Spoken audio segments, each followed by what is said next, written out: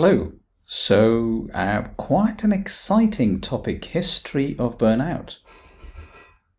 Now, we know that burnout has become quite a popular diagnosis since the 1970s or perhaps the 1980s, and it originated in the US, but that's not really true. Burnout has been seen in the Holy Bible. It wasn't called burnout, but the condition like burnout was mentioned by Matthias. In 1599, William Shakespeare wrote in a poem, and the condition very much looked like burnout. He referred to this burnout type of condition, again, not in an occupational sense, but in the context of love or relationship. And the emotional exhaustion part of that particular condition was very, very nicely put in these two verses, which I'd leave you to read.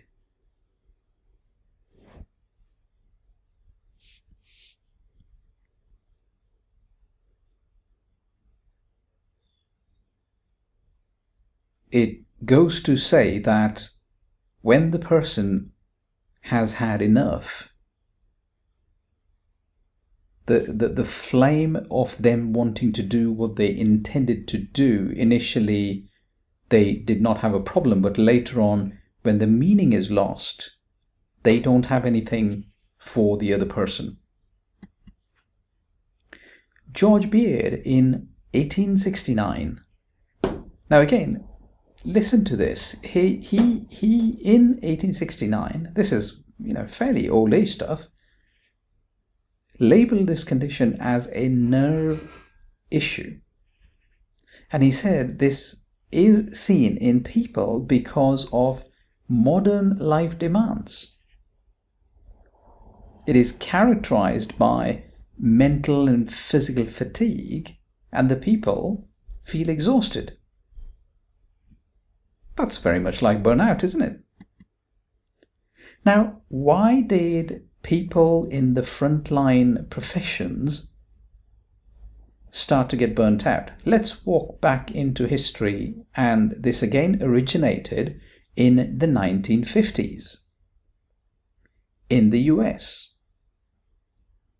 So the population who had very high moral values, who had extremely energetic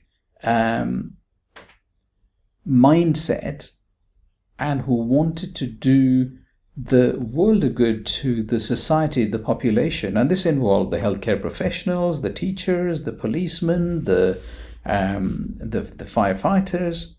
They tried to get into this type of field to get out of poverty. So there was economic reason to get into frontline work. Naturally, they wanted to get out of poverty. These type of professions were, of course, needing a lot of training, but once you're trained, you bring value to the society and you'll get compensated. So the drive of the kind-hearted individuals, underscoring the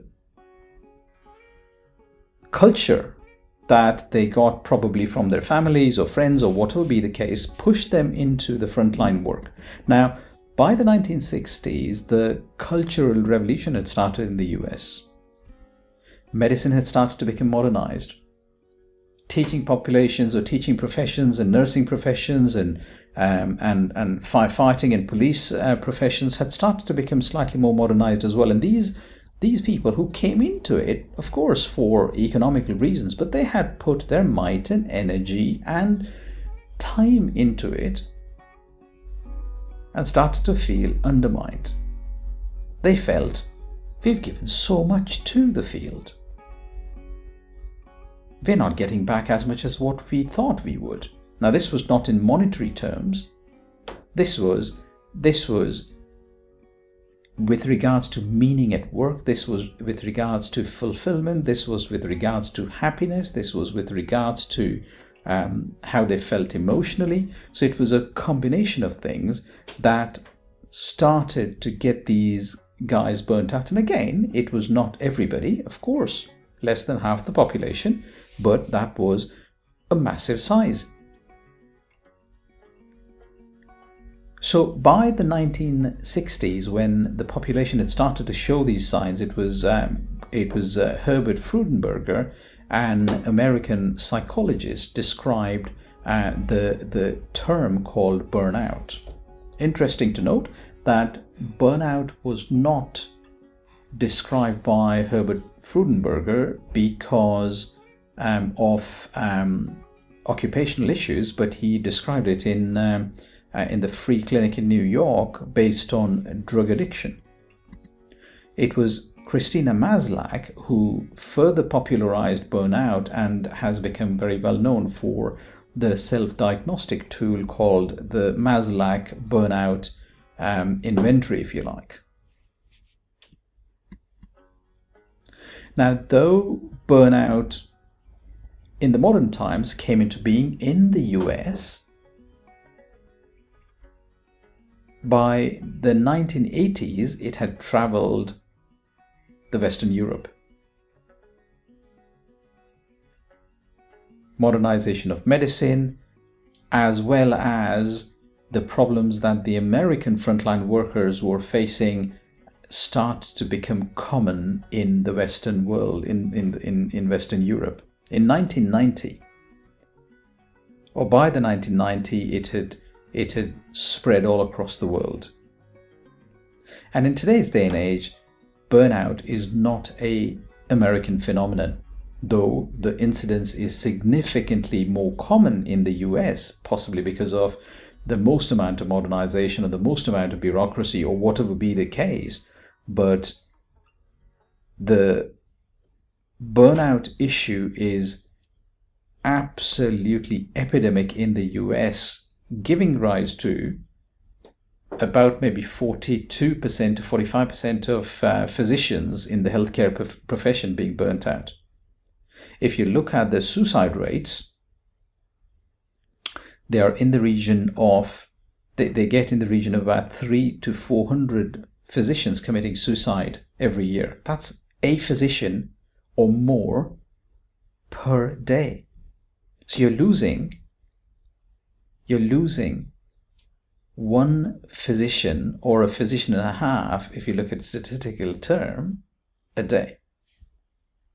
So you're losing an entire medical class per year.